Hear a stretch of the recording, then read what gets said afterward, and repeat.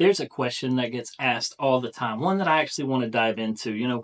Was the music, 60, 70 years ago, was it actually better than the music we have today? Like, from Woodstock to the British invasion, is that music better than the actual chart toppers that we've got today? And I want to kind of take a little bit of a dive into this and look at some studies, look at some hard data, and see, was it actually better? Did it inspire more? Was it more creative? Or is it just changed? And I actually want to know your opinion as well. So let me know in the comments what decade you actually thought had the best music. But let's dive in and see if we can figure this out. 70 years ago, I'm thinking 1955. We've got Elvis Presley swinging his hips. We got Chuck Berry rocking on the guitar. We've even got Billie Holiday pouring her heart and soul out. Music seemed to be raw and experimental and tied to culture shifts like the change in rock and roll or the civil rights movement. Fast forward to 2025, we've got streaming services, auto-tune, curated playlist. But here's the question I actually want to ask. Has the music actually taken a hit over the last, say, 60, 70 years? Or is it just as good today as it's always been? And I actually want to take a look at some studies to see what the actual research says on this subject. So when it comes to this sort of thing, I mean, one of the most cited studies that we find actually comes from the Spanish National Research Council, and they published this in 2012. And they analyzed nearly 500,000 songs from 1955 to 2010. And they looked at three things in particular. They looked at timbre, that's the texture and the color of the songs. They looked at the pitch, and this is, what covers the chords and the melodies and how complex that is. And then they looked at loudness, and this is, how loud music's actually become, over the last 50, 60 years. So when it comes to timbral diversity, I mean, the amount of instruments that they put in songs, the color, the texture, the things they were experimenting around in the studio, this has actually been going down over the last 60 years. It actually peaked in 1960 and has been going down ever since. And the study showed that nowadays songs sound a lot more similar. Everything kind of sounds the same. Now, this isn't necessarily a bad thing, but it's hard to go into the studio, especially with the cost and everything, to recreate what the Beatles were doing with full orchestras and experimenting around with sounds, or even think about Led Zeppelin used to put microphones down the hallway and even in the bathroom to try to record the acoustic ambience of, the drum sound. I mean, there were a lot of experimentations done, and that's just not being done today when you've got drum loops and synthesized keys and synthesized bass. So it peaked in the 1960s, and ever since then, less and less instruments and less color and texture has actually been used in the music. Since the 1960s, the variety of chords and melodies that have been used have actually been dropping as well. Back then, you had the Beatles and the Beach Boys and the Doors using chords and melodies in wild and creative ways.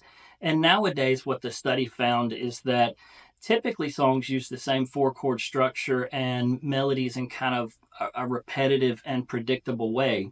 And a lot of people look at this as a bad thing, but in a lot of cases, these repetitive and predictable melodies and chords allow you to memorize the song better. It sounds familiar to you, so it's easier to get hooked on that song. The problem is that it sounds like a lot of other songs. So for better or worse, the chords, the melodies, the complexity of the music has actually decreased over the last 50, 60 years. And that comes with a cost, but it actually has a reward to it as well. So how loud a song is has actually changed as well. About every 8 years, the loudness level goes up about a decibel. And the way they achieve this is through compression. In other words, squashing the loud parts of the song and raising the softer parts of the song. And what you get is a louder overall song. And it's proven that if you play a song louder, people actually enjoy it more. They'll think a loud song is better than a soft song, and that's why they keep raising, the loudness of songs. And there was actually a loudness war over the last, say, 30, 40 years. It's kind of flattened out a little bit because you can only get a song so loud. But the loudness of these songs goes up. But again, there's a payoff for that. Yes, people think that loud music sounds better, but it also doesn't allow for a dynamic range. In other words, if you're raising the soft part and kind of squashing those high parts so that everything sounds loud, you no longer really have soft and loud parts to the song. So while there is a payoff, while you do get louder music, you also lose that dynamic range that they used to have, even 30, 40 years ago in the music. So there was another study in 2025, and all of these are available in the description, so you can go look at them and read them for your own. But it actually analyzed 20,000 songs across all sorts of different genres, country, pop, jazz, and it actually showed that the notes, the melody of the song have actually gotten less complex. And, we talked about why this may be. We're sort of using that same repetitive formula that actually works to make songs popular. But again, it comes at a payoff because you don't get quite the same creativity and freedom. Also, with the ability for anybody now to create music, there's sort of, and also remember that we have a short term memory. I mean, a song comes out one week and we're tired of it by the next week and we're ready for the next thing. I mean, that just happens to be the digital world in which we live in. So that allows for less time for creativity. So artists are having to spit songs out faster and faster, and it's easier to create music sort of using that same formula that worked before, that same melody, that same chord structure, than it is to come up with something new, because coming up with something new and creative takes time, and in today's world we just don't have that time, or we lose the audience. So again, yes, we're evolving in some ways, but we're actually doing it at a cost. So there's always a give and take when it comes to these sort of things. So even though the music may have gotten less complex, music isn't always about just chords and melodies. A lot of times it's about the words and what they mean to us. So what has the words and the lyrics of the song done over the last 60, 70 years? So in 2025, Music Radar looked at over 350,000 songs from 1970 to 2020. And what they found was that the vocabulary of music is actually getting simpler and easier to understand. In other words, vocabulary richness of songs is actually decreasing, and you're getting more repetitive lines and simple hooks. And this can actually be seen in almost every pop song that you listen to, or every chart topping country song.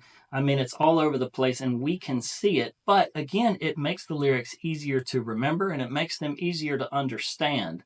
Now, one of the things that was kind of interesting was this study found that genres like rap and R&B are actually having angrier lyrics. And this might be a cultural shift, and sort of showing how young people are frustrated and angry with society today.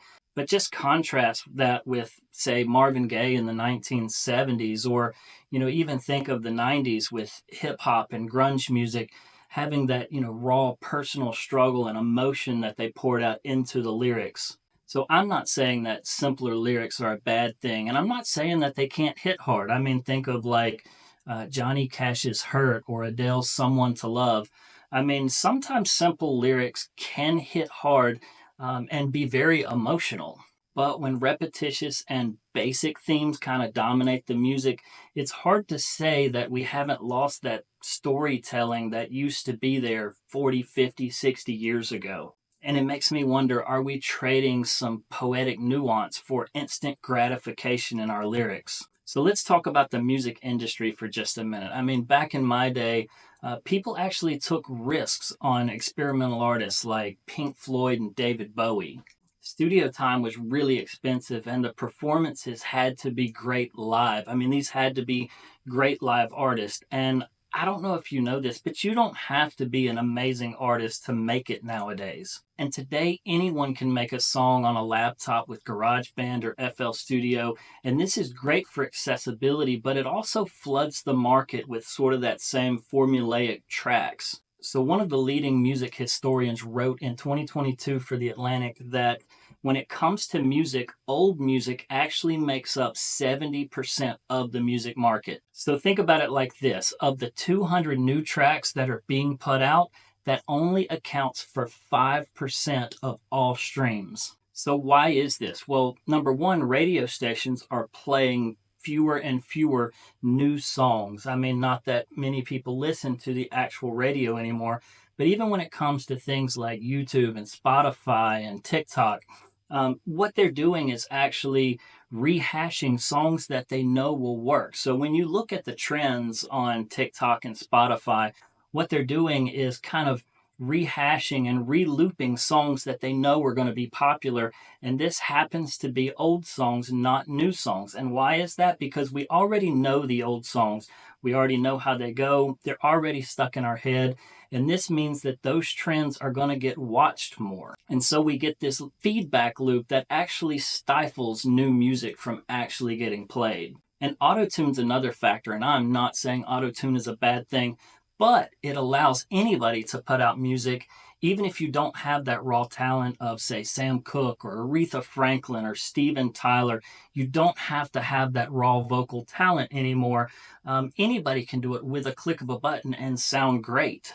And when it comes to the music industry, considering that platforms like Spotify are only paying half a penny per stream, labels and executives, they're not going to spend a lot of money on experimental acts. Instead, they're going to go with safe bets they know they can get the return on their money from. So, in other words, it's less about the art and more about what's going to go viral. So the music industry rewards predictability, but does that make music boring, or does it just make it different?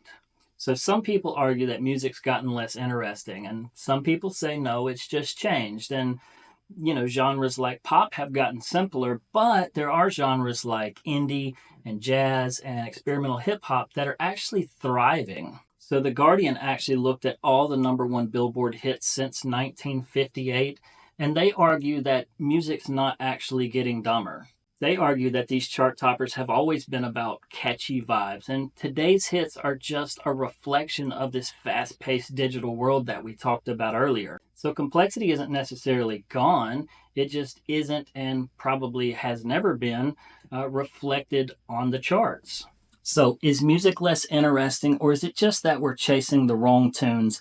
If you know of artists who are actually keeping things fresh and original, let us know who they are in the comments. You're not going to find them in this algorithmic loop that we get stuck in. You're not going to find them on, the charts. But I believe that there are artists still out there experimenting and keeping things original, and those should be the artists that we're digging for, putting on our playlist and supporting. So let us know what you think in the comments.